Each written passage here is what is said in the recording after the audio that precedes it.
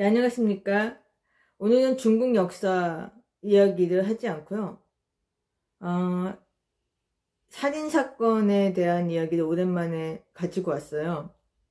1998년 5월 달이었나 6월 달에 홍콩에서 발생한 참혹하고 험오스러운 살인사건입니다. 이거는 이제 삼각관계 때문에 일어난 사건인데요. 황따웨이라는 그 미국 국적을 갖고 있던 화교의 남자와 또 황즈진이라는 28살 된 스튜어스, 그리고 술링이라는 또 한 여성, 이 두 명의 여성을 동시에 동거를 하고 있었던 거예요, 황따웨이가. 그래서 그것으로 인해서 이 세 명이 좀 싸움이 나요. 그것으로 인해서 그 황쯔진이라는 스티어스 여성이 살해를 당합니다. 그 이야기를 지금 하고자 합니다. 처음에는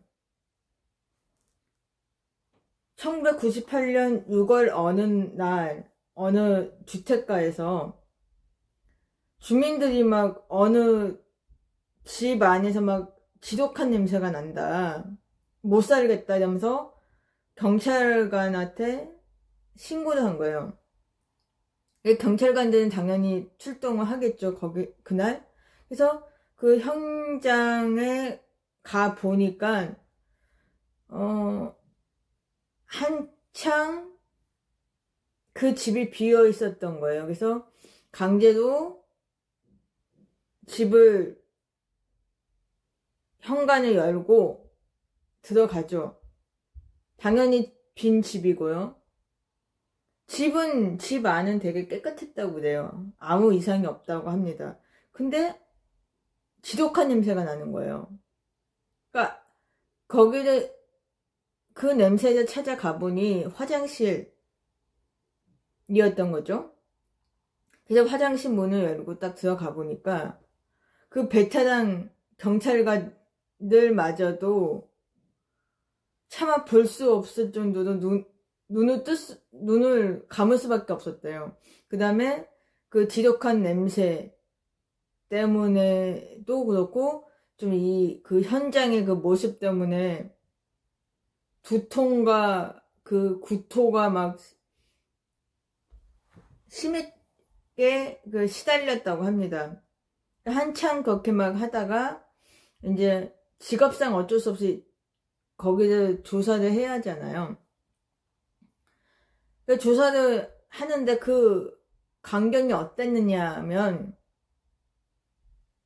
그 욕탕 안에다가 물을 가득히 담아져 있었고, 그 안에 풍선처럼 통통 부어있는 그러니까 거의 터지기 일보 직전에 시신이 그 등이 이제 위에 있게 이렇게 누워 있었다는 거죠. 그러니까 얼마나 오랫동안 거기에 담아져 있었으면 이 터지기 일보 직전의 모습으로 돼 있었겠습니까? 그런데다가 거기에 뭘 뿌렸는지 냄새가 엄청 지독했다고 그래요.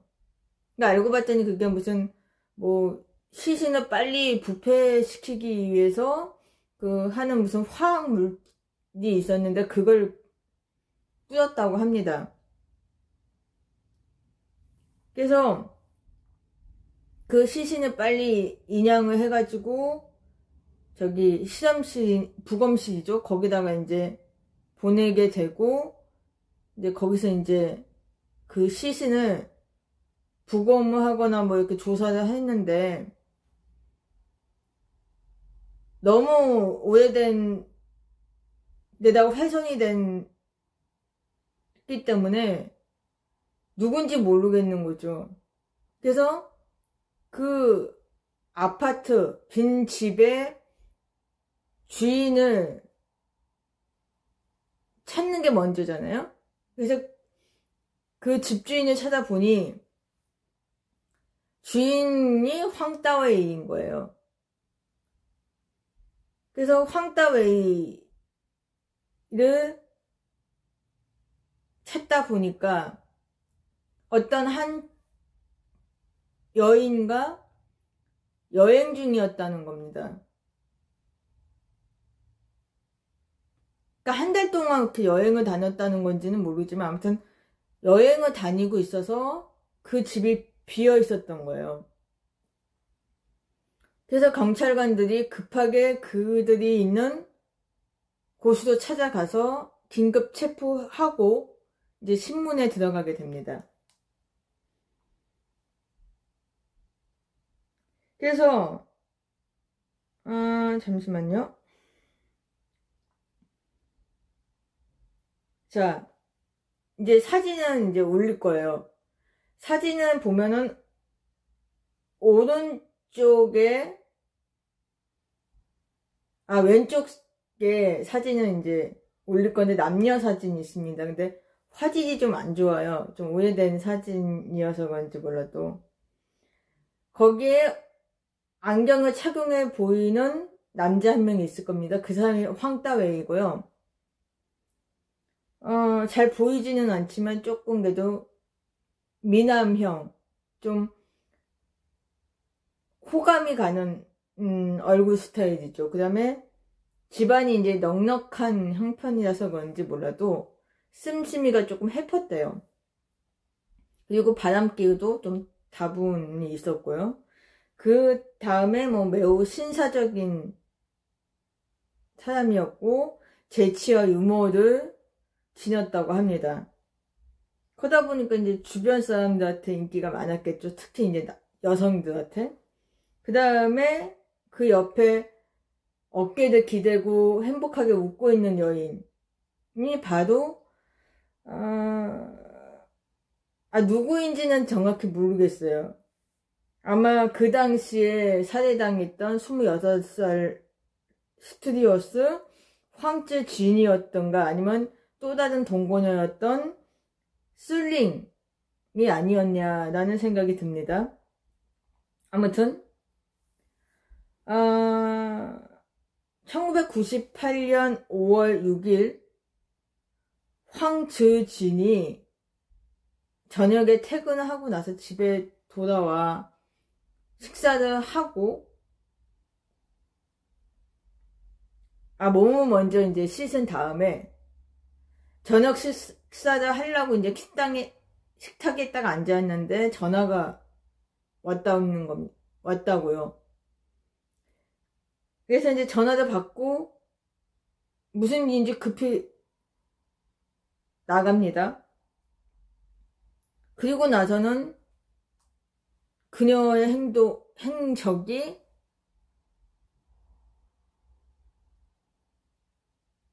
모호해지기 시작하는 거죠. 그러니까 실종이 된 거예요. 그렇게 한 달이 지난 후 6월 어느 날 그 집에서 그렇게 비참한 모습으로 지독한 냄새와 벌레 등의 아무튼 그런 것으로 이제 불쾌한 느낌이 든다면서 그 하소연을 한 주민들의 그 신고로 인해서 형사들이 그 현장에 출동을 하고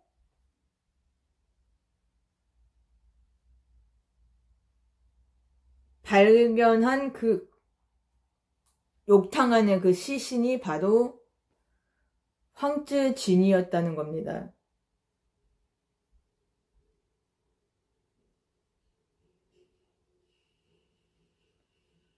그런데 이제 형사들이 황따와이와 술링을 이제 추궁을 하고 나서 그들의 이제 진술을 들었을 거 아닙니까? 그들의 말에 의하면 사실 황따웨이는 두 여성을 동시에 교제하던 중에 그녀들에게는 이제 비밀로 하고 두 집을 왔다 갔다 하면서 생활을 했던 거예요. 근데 그게 이제 오래 못 가서 황쯔진에게 발각이 됩니다. 술링은 그 사실을 알고 있었는지 모르겠어요. 술링은 뭐 어떻다는 얘기가 없어요. 아무튼 황쯔진에게 발각이 됩니다. 그렇게 돼서 황쯔진이 자주 황따웨이에게 그다음에 술링에게 싸움을 걸었다고 해요. 그 황따웨이는 더 이상 견디기 어려워서 황쯔진을 해결하고 싶어 했다고 합니다. 그러니까 그녀의 성격에 자신은 쉽게 떨어지지 않을 것이라는 짐작하에 술링과 같이 그 일을 의논했다는 겁니다.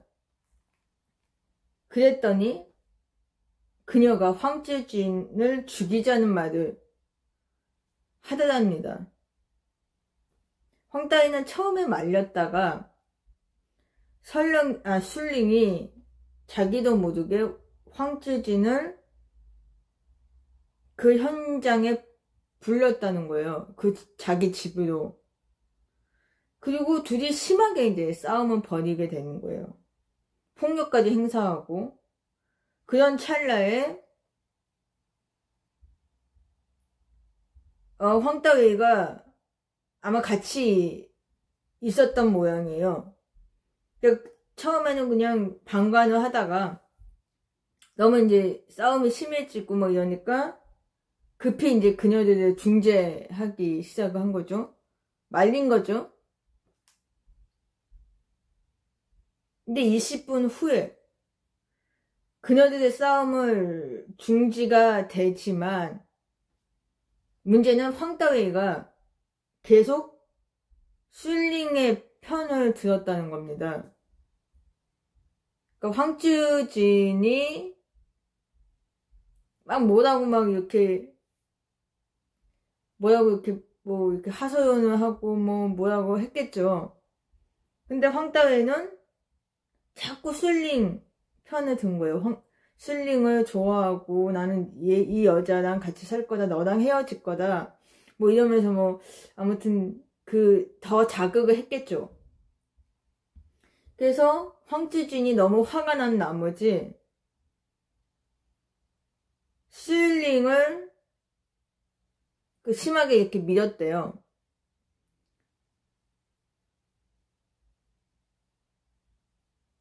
그리고 죄송합니다. 술링이구나. 술링이 그 황쯔진을 싸우다가 자기가 조금 좀 이렇게 위험을 느꼈는지 모르지만 이렇게 세게 밀었대요. 벽 쪽으로. 그때 이제 실수로 그 황쯔진 머리가 벽에 세게 부딪히면서 그 자리에 쓰러졌는데 즉사를 해버렸네? 당연히 황따웨이와 술링은 되게 당황했겠죠. 이거 어떻게 해야 돼? 사람 죽었어. 저걸 어떡하냐. 야, 우리 걸리면은 우리 체포돼가지고 무기징역 아니면 사형인데 엄청 그랬겠죠. 근데 술링이 갑자기 급히 황따웨이에게 야, 시신을 목욕통에다가 집어넣어라, 이렇게 명령을 했대요. 그 황따웨이는 그냥 너무 당황한 나머지 알았어 이러고 이제 끌고 가서 목욕통에 넣은 거예요. 그 시신을. 그리고 술링이 갖고 있었던 집에 화학물 뭐 이런 게 있었나 봐요. 부패를 빨리 시킬 수 있는. 그걸 가져오더니 시신에다가 막 뿌리더래요. 그 화학약을. 그리고 이제 물을 틀고 이제 물을 가득 채운 거죠. 근데 황따위가 이제 정신을 차리고 나서 이 집안이 난장판이 났을 거 아니에요. 완전 아수라장이 되어 있을 거 아니에요. 그래서 급하게 청소를 했다고 합니다. 그리고 이제 술링도 이제 거기 욕탕에 그 시신을 이렇게 해놓고 자기도 같이 이제 그 남자 친구랑 그 황따위랑 같이 이제 청소도 깨끗하게 하고 나서 이제 진정에 이제 한 거죠. 둘이 이제 조금 쉬면서 뭐 얘기를 했겠죠. 이제 어떡하냐. 그래서 여행 가자. 그러니까 뭐 거의 도피죠. 한마디로. 한동안 여행을 다녀와서 거기서 생각하고 와서 해결하자 뭐 이렇게 생각을 했던 모양이에요. 그게 이제 황따웨이가 진술한 내용이랍니다. 하지만 법정에서는 그의 진술을 불신하였고 그냥 사형으로 선고했다고 합니다. 그러면 동거녀 술링은 말은 그 진술에 의하면 황따위와 좀 비슷해요. 비슷하지만 본인은 그냥 목욕통 안에다가 시신을 넣고 청소를 도와줬을 뿐 훼손한 거는 저 황따위가 생각하고 질시를 한 걸 나는 다른 것뿐이다 라고 주장을 합니다. 다시 말하면 자기는 과실치사라는 거예요. 과실치사라는 거는 자기 잘못으로 실수로 죽음에 이르게 했다는 그거예요. 그러니까 일부러 죽인 게 아니라 고의로 죽인 게 아니라 자기는 실수로 죽일 생각이 없었는데 실수로 죽였다는 얘기예요. 그러면은 감형이 되죠. 그렇게 주장을 하는 겁니다. 자기는.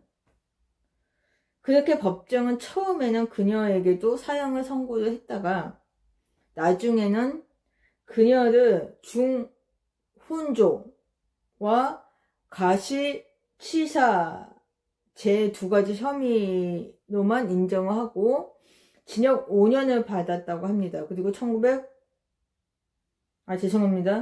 5년이면 2003년이죠. 2003년도에 석방이 되었다고 합니다. 예, 오늘 준비한 살인사건 이야기는 여기서까지입니다.